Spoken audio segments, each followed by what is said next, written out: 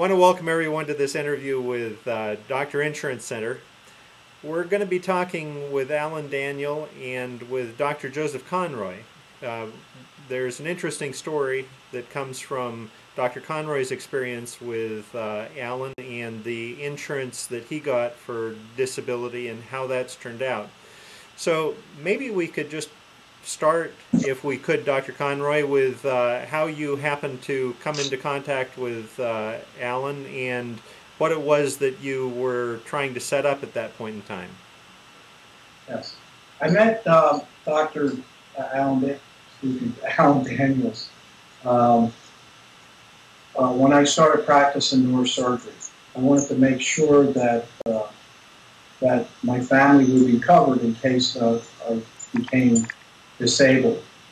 But at the same time, I never thought I would be disabled. And with that in mind, not believing that you could ever be disabled, you look at disability insurance in a very superficial way, because you never think you're going to need it and use it. And part of Alan's strategy is to say that it's very important that you look at all the details of the insurance, because if you need it, you need it. And at that point in time, you need to make sure that you're well covered to support whatever activities you need to be supported at that time. And again, these types of disability policies are only important when you need to use them. And with that in mind, you got to take that special interest in it ahead of time, so you know that you're covered when you really need it. And Alan was very influential in being able to recommend what would be best to have in the time of need. So you got your insurance, in what year would that have been that you got started with your disability insurance? That would be in the, I believe in the early 90s. In 1994. And Alan, as Dr. Conroy asked you for feedback on his disability insurance, what do you recall being the important factors you were helping him sort through at that time?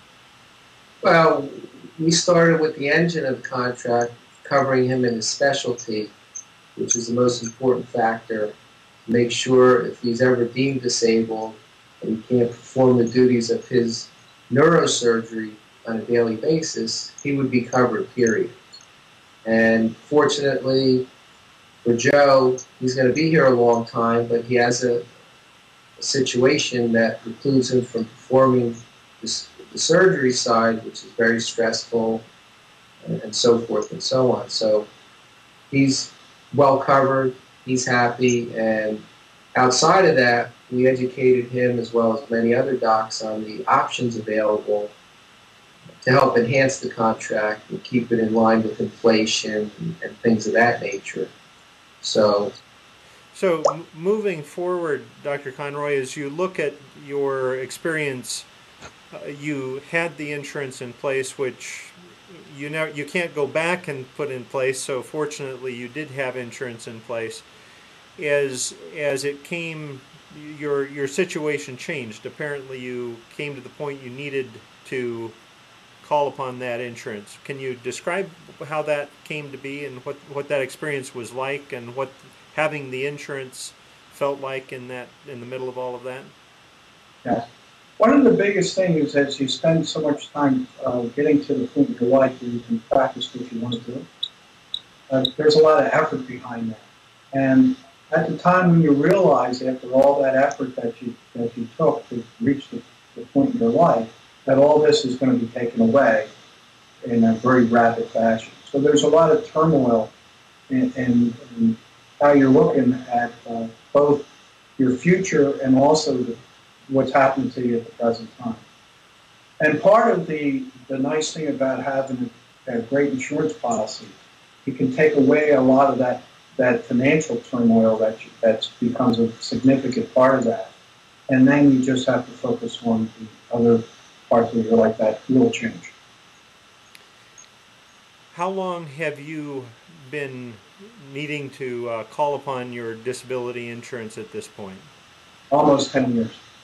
10 years, and you had an insurance policy in place that covered you until 65, or how had you chosen to set your situation up?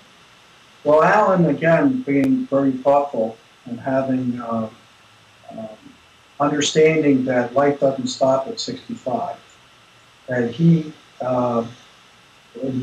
gave me some understanding that you can add riders onto these policies that actually can extend that to your lifetime.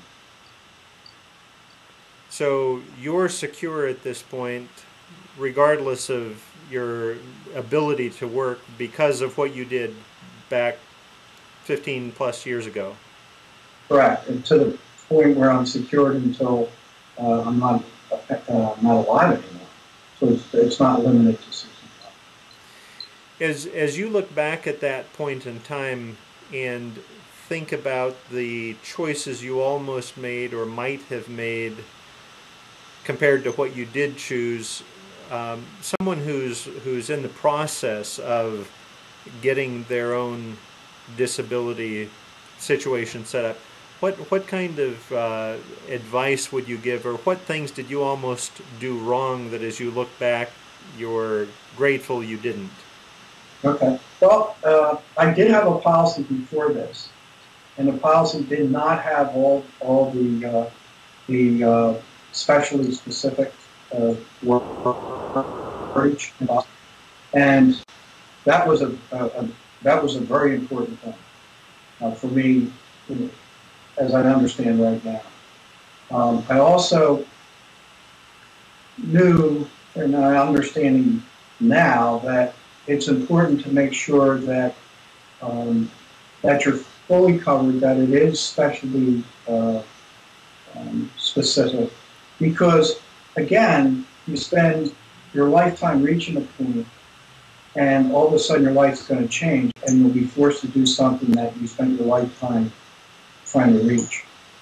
And so I'm not sure that that everybody understands the impact of that would be, to have your whole life turned around, and you'd be forced to do a lot of things that you didn't want to do. You made choices so you wouldn't have to do it. And I think that's very important. And that's one of the lessons I learned is, first of all, you got to be prepared like Boy Scouts. That you never believe these things are going to happen, because we are invincible.